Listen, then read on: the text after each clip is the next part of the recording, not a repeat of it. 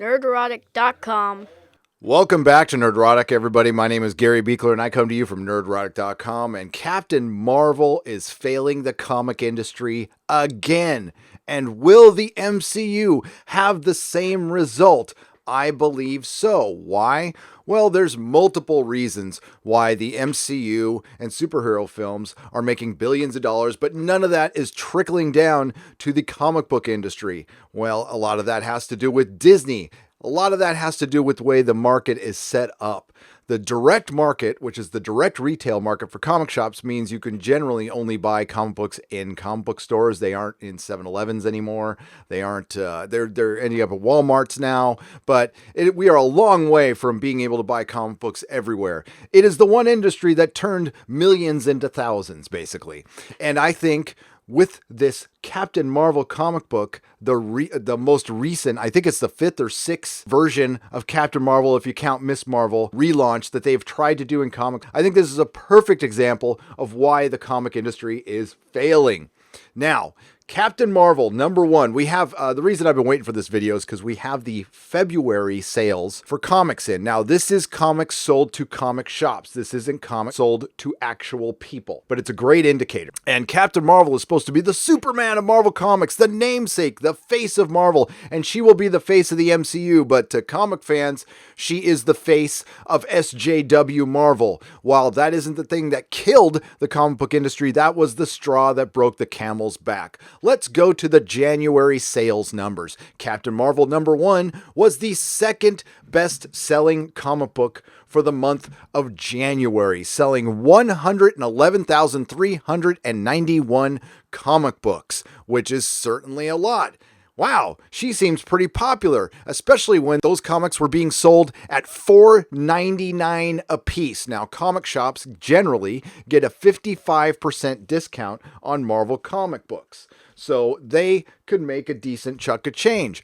Did 111,000 people buy this comic book? Hell no. The number probably is closer to 25,000 people, and that's a high estimate, bought this comic book. Well, how could you say that? How could you say only a quarter of the people bought the actual story?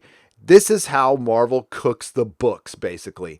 This is for normies, by the way. Those of you who go to comic shops, you know what I'm saying right now. So this is how they cook the books. All right, real quick. 111,391 was the number sold in January. That was #1. Let's go to #2. #2 was the 39th best-selling comic book and the 42nd best-selling comic book in actual dollars, selling 37,380.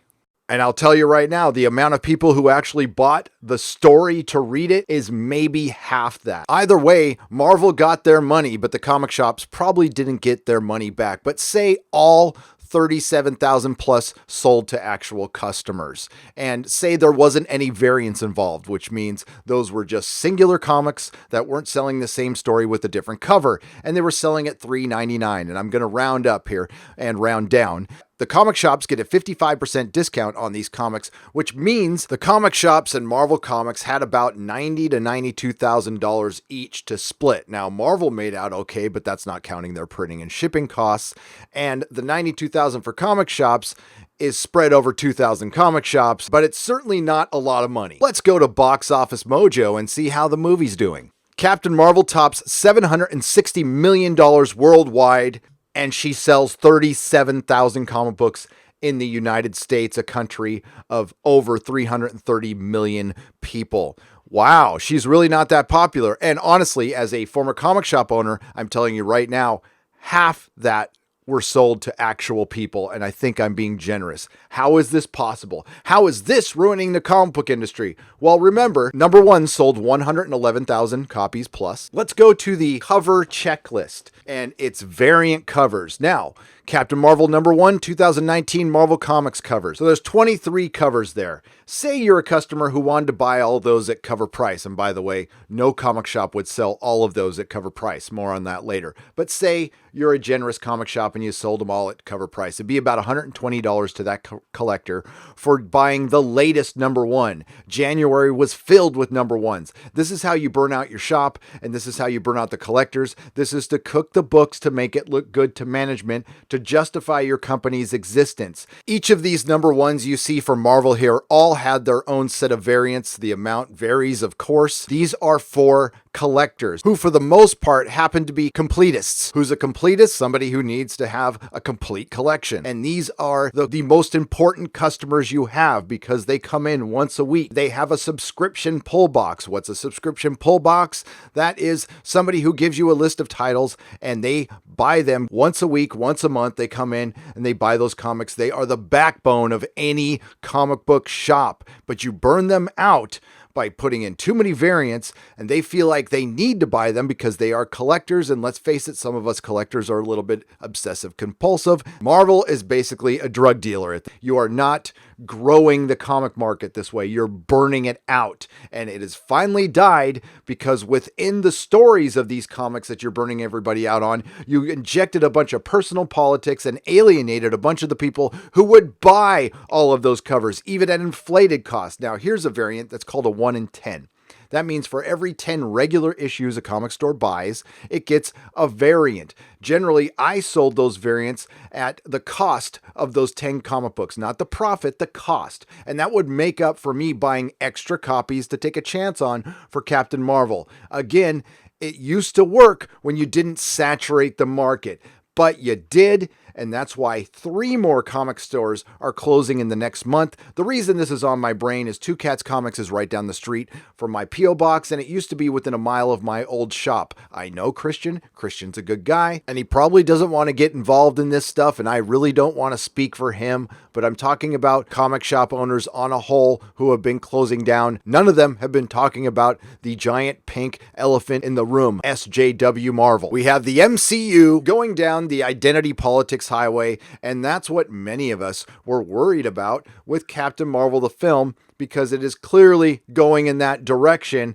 and this is going to be your result. And as I've said before, Captain Marvel has never been a popular character. She has been forced on the comic fans, and now she's being forced on the MCU fans, and this has clearly worked. The reason it's worked for Captain Marvel is the same reason it's worked for other titles within the comic book industry. It's a very similar approach. The MCU is a giant crossover event. What's a crossover event? Well, it's a story that goes through all of the titles within your universe. It helps boost sales. It helps change continuity. You can get rid of a character, introduce a new character, and within that, it boosts comic book sales for titles that weren't selling that well because you made it part of the bigger story. I will give you Secret Invasion. Here's an example right here. It's got the good version of the Skrulls that weren't mushy and family friendly, according to Roy Thomas. And this is most of the crossover event. This is all the stories involved. You have the main story, which is with all its variants, about 24 comics. And again, that's how they boost the sales. And this is the only thing you need to read. Now, this is all the variants. Actually, the amount you only needed to read was this. And to know what's going on. But if you're a true collector, you want to know what Spider-Man is doing in it, or you want to know what the Inhumans are doing. And I'll use the example of Captain Britain. All right, Captain Britain.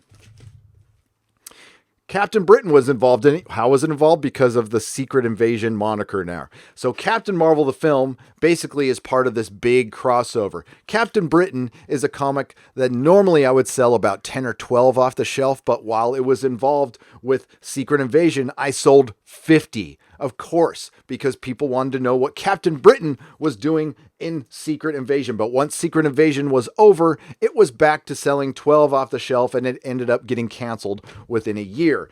The same thing is with Captain Marvel. It's the same exact result. This is part of the big story. They sandwiched it in between Infinity War and Avengers Endgame, and with Black Panther as well.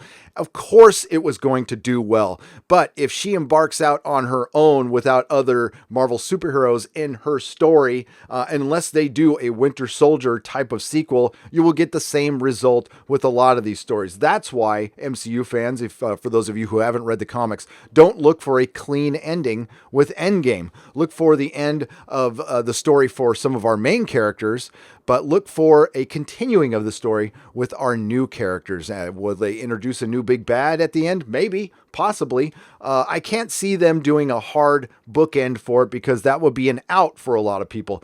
I saw that a lot in the comic store. If you ended a story, you ended a story and people bailed because they feel like they need to buy all of it. It's, like I've said before, fear of missing out, FOMO.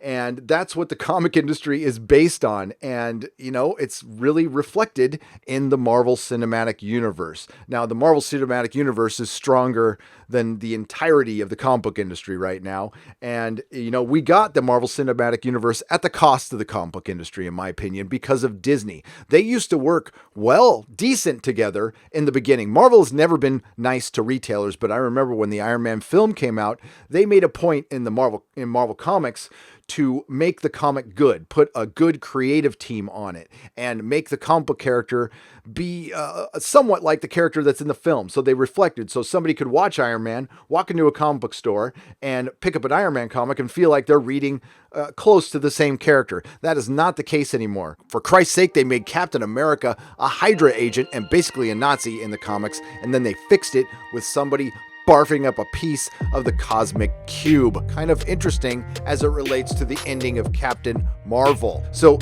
how this relates, real quick, to put your conspiracy theory hats on, to the empty seat conspiracy, which I'm not saying I believe, but I'm saying you can keep it in the realm of possibility because of the example I just gave you of how they inflated numbers for Captain Marvel #1. They sold the same story 23 times.